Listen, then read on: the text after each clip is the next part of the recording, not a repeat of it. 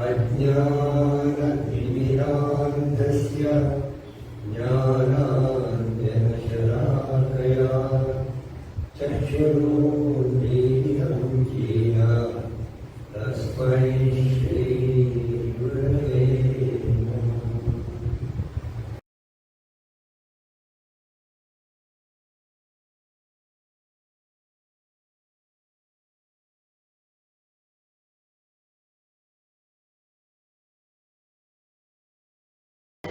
ನಮ್ಮ ಆಲೋಚನೆಗಳಿಗೆ ದೊಡ್ಡದಾಗಿ ಮಾತಾಡೋದು, ದೊಡ್ಡ ಆಲೋಚನೆಗಳು, ಏನಾದರೂ ಬೆಲೆ ಇದೆಯಾ?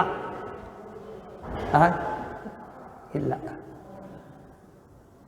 ಸೊ ಅಂದರೆ ಈ ಕಗ್ಗ ಏನು ಹೇಳುತ್ತಂದರೆ, ನೀನು ಪರಮಾತ್ಮ ತತ್ವಕ್ಕೆ ಹತ್ತಿರವಾಗಿರಬೇಕೇ ಹೊರತು ಈ ಹೊರಗಡೆ ಪ್ರಪಂಚವನ್ನು ಅಂಟಿಸ್ಕೊಂಡು ಅದನ್ನು ಗ್ಲೋರಿಫೈ ಮಾಡಿ ನಾನು ದೊಡ್ಡವನು, ನಾನಂಥವನು, ನಾನಿಂಥವನು, ಈಗೋ ಅದನ್ನು ಬ್ಲೋಟ್ ಮಾಡಿ ಅದನ್ನು ದಪ್ಪ ಮಾಡಿಕೊಂಡು ದೊಡ್ಡದಾಗಿರೋದು ನಿಲ್ಲಿಸಬೇಕು. ನದಿಯ ತೆರೆಯವಲು ಉರುಳಿ ಹೊರಳುತ್ತಿರುವುದು ಜೀವ. ನೋಡ್ಕೊಳ್ಳಿ, ನದಿಯ ತೆರೆಯವಲು ಉರುಳಿ ಹೊರಳುತ್ತಿರುವುದು ಜೀವ. ಮೊದಲಿಲ್ಲ, ಮುಗಿವಿಲ್ಲ, ನಿಲುವಿಲ್ಲ ಅದಕ್ಕೆ, ಬದುಕೇನು ಸಾವೇನು. ಸೊದೆ ಅಂದರೆ ಅಮೃತ, ವಿಷ. ಅಮೃತ ಅಂದರೆ ನಾವೆಲ್ಲ ಒಳ್ಳೆಯದೆಲ್ಲ ಅಮೃತನೇ, ನಮಗೇನಾಗಲ್ವ ಅದೆಲ್ಲ ವಿಷ. ಉದಕ ಬುದ್ಬುದವೆಲ್ಲ ಇದು ನೀರಿನ ಮೇಲಿನ ಗುಳ್ಳೆ ಅಂತ. ಆಮೇಲೆ ನೆಕ್ಸ್ಟ್ 27, ನಮ್ಮ ಜೀವನಕ್ಕೆ ಏನು ಬೆಲೆ ಇರುತ್ತೆ ಅಂತ ನಾವೇನು ತಿಳ್ಕೊಂಡಿದ್ದೀವಿ, DVG ಯಾವ ರೀತಿ ನೋಡಿದ್ದಾರೆ ಅಥವಾ ಶಾಸ್ತ್ರ ಯಾವ ರೀತಿ ಹೇಳುತ್ತೆ ಅನ್ನೋದನ್ನು 27 ಸಿಗ್ತಾ. ಧರೆಯ ಬದುಕೇನು. ಧರೆ ಅಂದರೆ ಭೂಮಿ. ಈ ಭೂಮಿಯ ಬದುಕು ನಾವೆಲ್ಲ ಮಾಡ್ತಾಯಿದ್ದೀವಿ. ಈ ಬದುಕು ಇದು ಏನು, ಅದರ ಗುರಿ ಏನು? ಈ ಬದುಕಿನ ನಮ್ಗೆ ಆವಾಗವಾಗ ಪ್ರಶ್ನೆ ಬರುತ್ತಲ್ಲ, ಈ ಬದುಕೇನು, ಇದು ಗುರಿ ಏನು, ಫಲವೇನು, ಇದ್ರ ಫಲ ಏನು? ಏನಾದ್ರು ಕೆಲಸ ಮಾಡಬೇಕಾದ್ರೆ ನಿಮಗೆ ಫಲ ಬೇಕು, ರಿಸಲ್ಟು. ಅದಿಲ್ಲದ್ರೆ ಮಾಡಲ್ಲ. ಸೊ ಈ ಬದುಕಿಗೆ ಏನಾದರೂ ಫಲ ಇದೆಯಾ? ಧರೆಯ ಬದುಕೇನು, ಅದರ ಗುರಿಯೇನು, ಫಲವೇನು? ಬರೀ ಬಳಸು. ಏನು ಬಳಸು? ಬೆಳಿಗ್ಗೆ ಹೇಳೋದು, ಹೋಗೋದು, ಬರೋದು, ಅಲ್ಲೋಗೋದು, ಇಲ್ಲೋಗೋದು, ಬರೋದು, ಸುತ್ತಾ ಇರೋದು. ಬೆಳಿಗ್ಗೆ ಏನು ಮಾಡ್ತೀರಾ? ರಾತ್ರಿ ಪುನಃ ನಾಳೆ ಬೆಳಿಗ್ಗೆ ಪುನಃ ಇದಿಟ್ಬಿಟ್ರೆ ಬೇರೆ ಏನೋ ಮಾಡ್ತಿದ್ದೀರಾ? ನಿಮ್ಮ ರುಟೀನ್ ಮಾಡೋ ಕೆಲಸ ಬಿಟ್ಟು ಬೇರೆ ಏನೋ ಮಾಡಿದ್ರೆ ಇದು ಬಳಸು. ಪರಿಭ್ರಮಣೆ. ಸುತ್ತಾ ಭೂಮಿ ಹೆಂಗೆ ಸುತ್ತಾ ಇದೆಯೋ ಹಂಗೆ ನೀವು ಸುತ್ತಾ ಇದ್ದೀರಿ ಎವ್ರಿ ಡೇ. ಕರೆಕ್ಟಾ? ಬರೀ ಬಳಸು, ಬಡಿದಾಟ, ಬರೀ ಪರಿಭ್ರಮಣೆ. ಬಡಿದಾಟ ಬರೀ ಬಳಸಾದರೆ ಪರವಾಗಿಲ್ಲ, ಬಡಿದಾಟ ಮಧ್ಯ. ನಾನು ವಯಸ್ಸಾದ ಮೇಲೆ ಇದು ಜಾಸ್ತಿ. ವಯಸ್ಸಾದ ಮೇಲೆ ಈ ನಾನು ಅನ್ನೋದು ಇನ್ನೂ ಜಾಸ್ತಿ.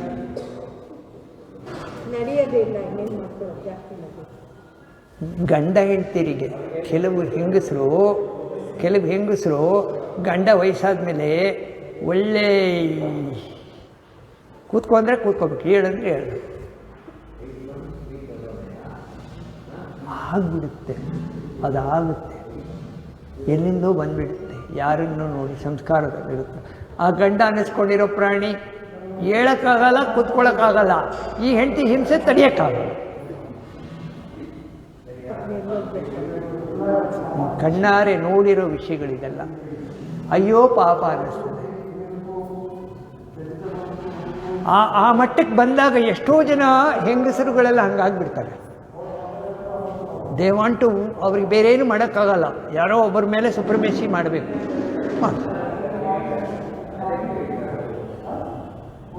ಇದು ಭಗವಂತನೇ. ಆದರೆ ಆ ಯಾರು ವ್ಯಕ್ತಿ ಇದ್ದಾರೆ, ಆ ವ್ಯಕ್ತಿಯ ಮೂಲಕ ಭಗವಂತ ಕೆಲಸ ಮಾಡಿದಾಗ ಈ ರೀತಿ ನೆಗೆಟಿವ್ ಇಟ್ಕೊಂಡ್ರು ಕೆಲಸ ಮಾಡಿ. ಅದಕ್ಕೆ ಅವರೇ ಕಾರಣ. ಯಾರು? ಆ ವ್ಯಕ್ತಿಯೇ ಕಾರಣ. ಭಗವಂತ ಕಾರಣ ಆಗಲಿಕ್ಕೆ ಚಾನ್ಸ್ ಇಲ್ಲ. 0 ಬಲ್ಬ್ ಅಂದರೆ 0 ಬಲ್ಬ್ ಕಾರಣ, ಭಗವಂತ ಕಾರಣ ಅಲ್ಲ. ಭಗವಂತ ಕರೆಕ್ಟಾಗಿದ್ದಾನೆ. ಸೊ ಧರೆಯ ಬದುಕೇನು, ಅದರ ಗುರಿಯೇನು, ಫಲವೇನು? ಬರಿ ಬಳಸು, ಬಡಿದಾಟ, ಬರಿ ಪರಿಭ್ರಮಣೆ. ಕರೆಕ್ಟಾ? ಇಷ್ಟೇ. ತಿರುತಿರುಗಿ ಹೊಟ್ಟೆ ಹೊರೆಕೊಳ್ಳುವ ಮೃಗ ಖಗಕ್ಕಿಂತ ಪ್ರಾಣಿ ಪಕ್ಷಿಗಳು ತಿರುಗಿ ತಮ್ಮದು ಆಹಾರ ಎಲ್ಲ ಸಂಪಾದನೆ ಮಾಡಿಕೊಂಡು ಹೇಗೋ ಇರ್ತವೆ, ಅವು ಹೊಟ್ಟೆ ಹೊರ್ಕೊಂಡಿರ್ತವೆ. ಅದಕ್ಕಿಂತ ನರನು ಸಾಧಿಪುದೇನು ಮಂಕುತಿಮ್ಮ. ಅವುಗಳಿಗಿಂತ ಇವನಿಗೆ ಯಾವ ಮಟ್ಟದಲ್ಲಿ ಇವನು ದೊಡ್ಡವನು. ಅವರು ಪ್ರೋಗ್ರಾಮ್ಡ್ ಕರೆಕ್ಟಾಗಿರ್ತಾರೆ, ಹಸು ಪ್ರೋಗ್ರಾಮ್ಡ್ ಅಷ್ಟೇ. ನಾವು ಹಾಗಲ್ಲ, ನಮ್ಮದು ತುಂಬ ಜಾಸ್ತಿ ಇದೆ. ಹೊಟ್ಟೆ ತುಂಬಿದ ತೋಳ ಮಲಗೀತು ನೀನು ಪರರ ದಿಟ್ಟಿಸುತ್ತ ಕರುಬುವೆಯ ಮಂಕುತಿಮ್ಮ. ಇದು ನಮ್ದು ಎಕ್ಸ್ಟ್ರಾ. ನಮ್ಮದು ಹೊಟ್ಟೆ ತೋಳಕ್ಕೆ ಹೊಟ್ಟೆ ತುಂಬಿದರೆ ಅದು ಒಂದು ಕಡೆ ಮಲಗಿರುತ್ತೆ. ನಮ್ಮದು ಹೊಟ್ಟೆ ತುಂಬಿದ್ರೆ ಪಕ್ಕದ ಮನೇಲಿ ಏನಾಗಿದೆ, ಅವ್ರ ಮನೇಲಿ ಏನಾಗಿದೆ, ಇವ್ರು ಏನು ಮಾಡ್ತಾಯಿದ್ದಾರೆ, ಅವ್ರು ಏನು ಮಾಡ್ತಾರೆ, ಎಲ್ಲ ಬೇಕು.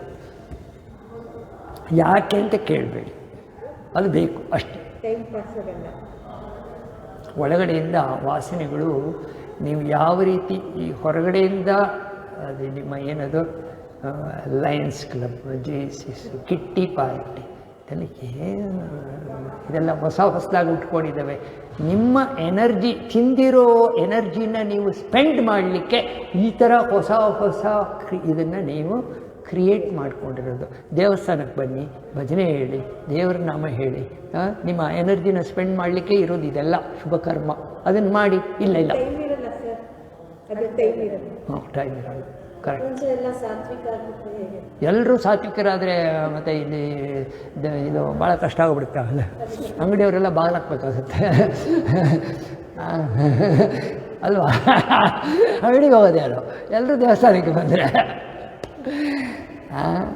ಪ್ರಪಂಚ ಆ ರೀತಿ. ಸತ್ವಗುಣ, ರಜೋಗುಣ, ತಮೋಗುಣ ಯಾವುದೋ ಪ್ರೊಫೆಷ್ನಲ್ಲಿದೆ, ಆ ರೀತಿ ಇದೆ.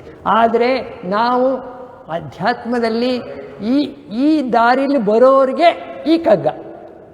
ಇದು ಅಂಗಡಿಯಲ್ಲಿರೋರಿಗೆ ಹೇಳೋಕ್ಕಾಗಲ್ಲ, ಅಂಗಡಿಗೆ ಹೋಗೋರ್ಗೂ ಇದು ಹೇಳೋಕ್ಕಾಗಲ್ಲ. ಈಗ ಅದೆಲ್ಲ ಟೈಮ್ ಇಲ್ಲ, ನಾನು ಪರ್ಚೇಸ್ ಮಾಡ್ಲಿಕ್ಕೆ ಹೋಗ್ಬೇಕು, ಈಗ ಮಾತಾಡಬೇಡ, ನಾನು ಯಾವುದೋ ಬಿಸಿಲಿದ್ದೀನಿ, ಯಾವುದೋ ದೊಡ್ಡ ಕೆಲಸದಲ್ಲಿದ್ದೀನಿ ಅಂತ ಹೇಳಿಬಿಟ್ಟು ಸೊ ಧರೆಯ ಬದುಕೇನು, ಅದರ ಗುರಿಯೇನು, ಫಲವೇನು, ಬರಿ ಬಳಸು ಬಡಿದಾಟ, ಬರಿ ಪರಿಭ್ರಮಣೆ, ತಿರುಗಿ ಹೊಟ್ಟೆ ಹೊರಕೊಳ್ಳುವ ಮೃಗ ಖಗಕ್ಕಿಂತ ನರನು ಸಾಧಿಪುದೇನು ಮಂಕುತಿಮ್ಮ. ಏನಪ್ಪ ನೀನು ಸಾಧನೆ ಮಾಡ್ತಾ ಇದ್ದೀಯಾ?